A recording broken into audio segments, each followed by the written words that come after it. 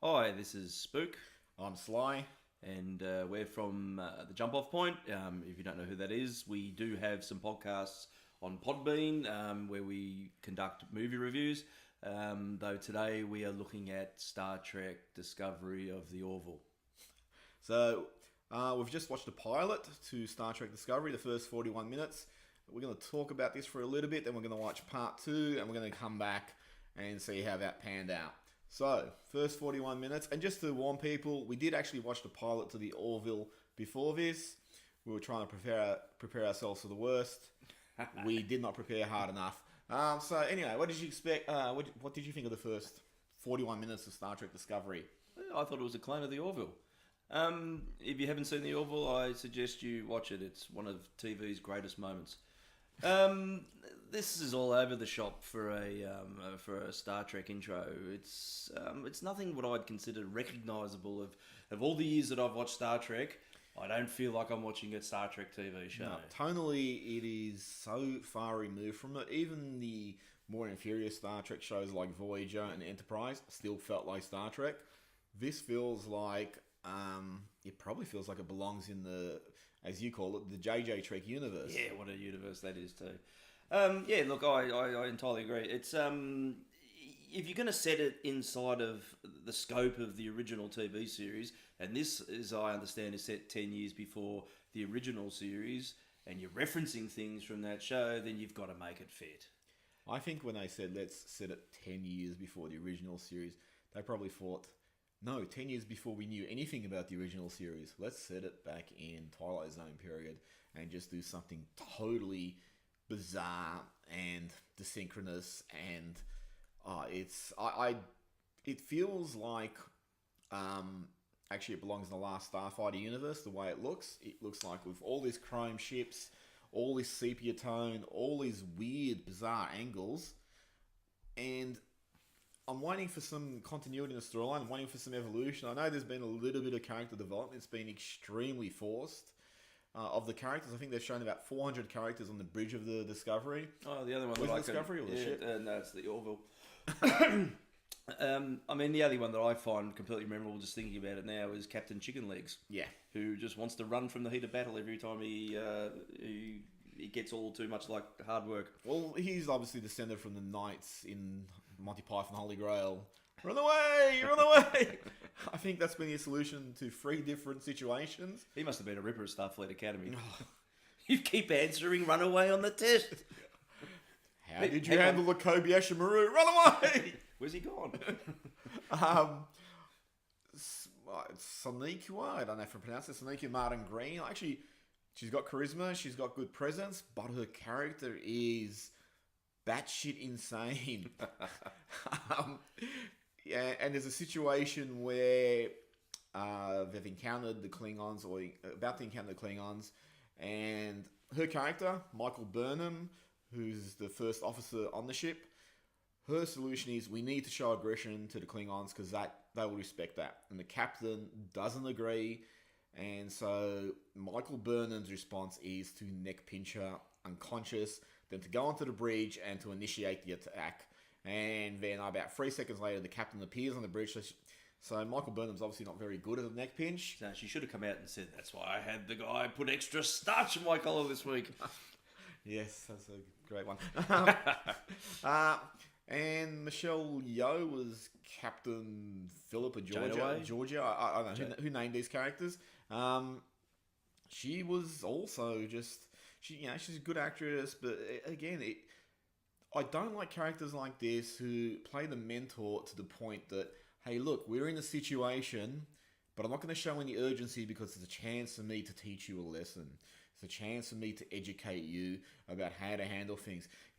Characters like Picard, who are the obvious mentor figures, they never did that. They always handle a situation and you learn as a byproduct of this. She feels like at times she's just putting everything else on pause so she can educate Michael Burnham. Who came up with this name? Michael Burnham about how to conduct herself as a first officer and commanding officer. Yeah, so look, I understand from this series that the first officer is essentially the protagonist, so it's going to be her story we're following. So I guess maybe the intent is not to build up those around it to be more competent, apart from chicken legs. Don't worry, The rest of them are all just background fluff. There's standard Lobot at the back with his giant Uhuro communications thing on.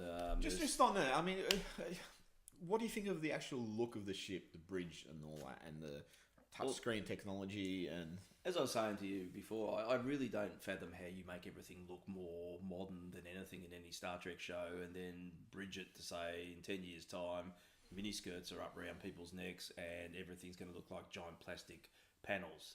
It should have been a little bit more low tech, I think, to sort of, we're further back in the history of the Federation. To make everything look glossy and bad CGI, it just doesn't feel right. And that's one of my problems is all the bridges in Star Trek, they all have that lounge room feel. And even when they become a bit more militant, like in Star Trek First Contact, it still has a almost claustrophobic feel because everyone's enclosed. This bridge on this ship feels like it's about, 50 meters long. It just feels like they're going for long walks across it. Yeah, everyone's so far away. There's no sense of continuity between bridges you've seen. I mean, no matter what starship you've seen in a lot of the Trek shows, it's always the constant that the bridge chairs back here, the helmsman, navigator, everyone's in their set positions in front of the view screens. And I guess that's how you can always turn around and do those really concerned looks. But this is just, it's all over the place. But then it sort of reflects the show. But then, from what I also understand, that this isn't, I don't know whether this crew is what we're going to be seeing for the rest of the series.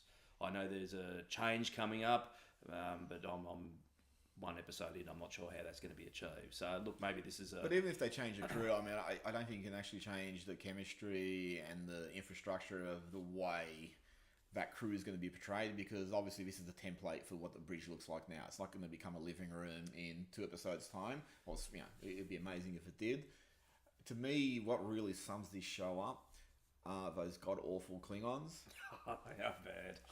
Have they just come out of Lord of the Rings as the Uruk High?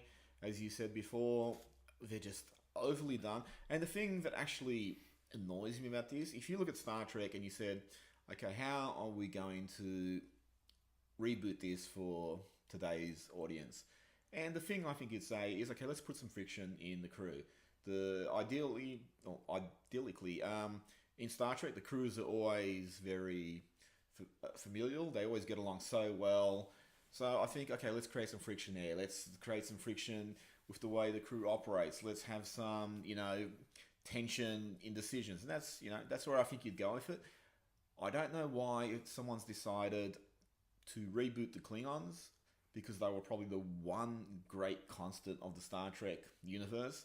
They were always a great enemy. They always had, that nobility, that fallen warrior culture who was now forced to serve in the in the Federation. So you go back to this period. This is when they should be at their height, at the greatest of their threat.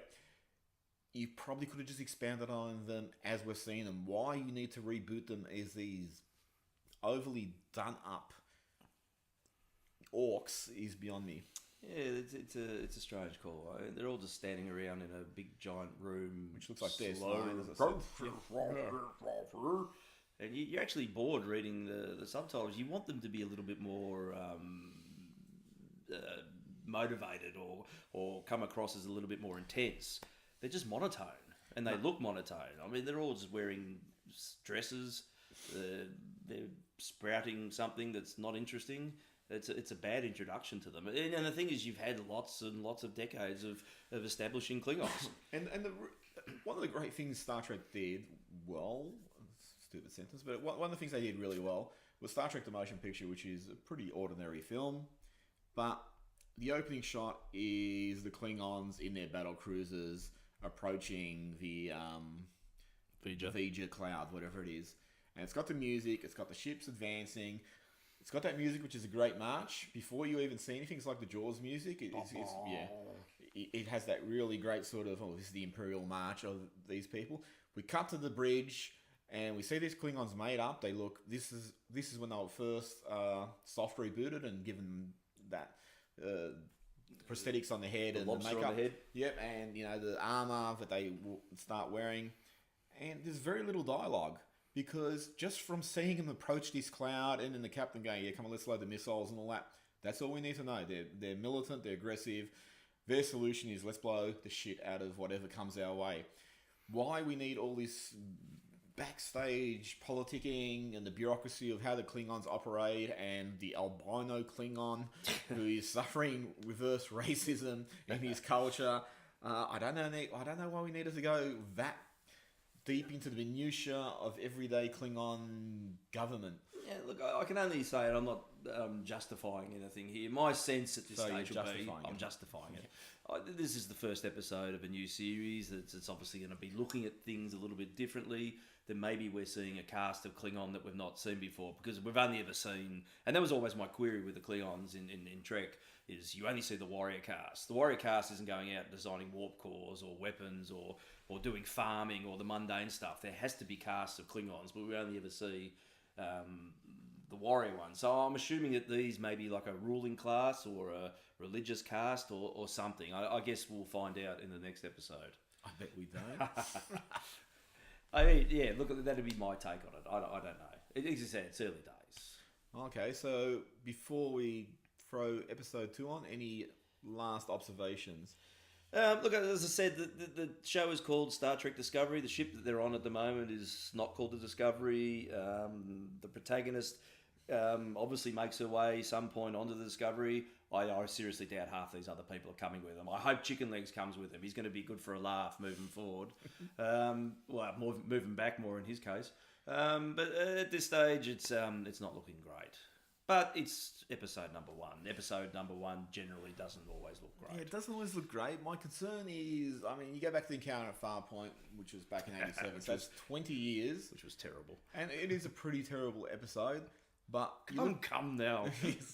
That's a perfectly legitimate... Anyway, so for people who didn't get that, that's a reference of the friction they had in Encounter at Farpoint, where Lieutenant Tasha Yar asked a question of the captain which shocked the rest of the bridge crew, and Picard soothed them all by telling him it was a perfectly legitimate question to be asked. Anyway, but with something like that, I actually thought, okay, the nucleus is there for something to build on. You can look at Patrick Stewart was brilliant. The bridge was, good looking after, the original series with all the buttons and all that sort of stuff. Yeah. Effects were okay. I mean, back for 87, they were great. And you had that sense of the unknown, that they're exploring the unknown. Yeah, so it just wasn't a good story. It wasn't a great story. A lot of the characterizations are great. I mean, some of the next gen characters aren't brilliant. They really only grow on you through longevity. Patrick Stewart really picked that show up and lifted it to another strata with just through his performance. But you saw it as a good foundation. This at the moment, I'm sort of thinking, I don't see where it's like the JJ Treks. It's like, okay, this is what we've created. How do you build on that and make it something constructive and positive and enjoyable? And what I'm seeing at the moment, I'm thinking this is going to be quite... it's a deep hole to dig itself out of. Yeah, it's going to be quite a marathon to get through this, particularly with the aesthetics.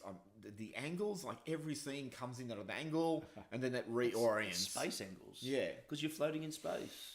And it's like they're always going for these bizarre tilted angles and all that sort of stuff. I don't know what they're trying to symbolize. I mean, it's one of these things where you sort of look at it and go, oh, the first time you did it was so cool, but now that you're doing it, it's just getting annoying. Especially when you mentioned it. Yeah. And then once you start noticing, it's one of those things like, yeah, it is happening a lot of the time. Well, I think we should probably stop here and maybe then watch the second episode of the Orville. Yep. Look, I can only hope that this second episode doesn't finish with 2 giant squids holding hands in space. I'm hoping that probably the first encounter we see between the Federation and the Klingons has the Klingons saying to them something like, "So you're all on something of a Star Trek." What a line that was from First Contact. First Contact, yeah. So we'll be back shortly. All right.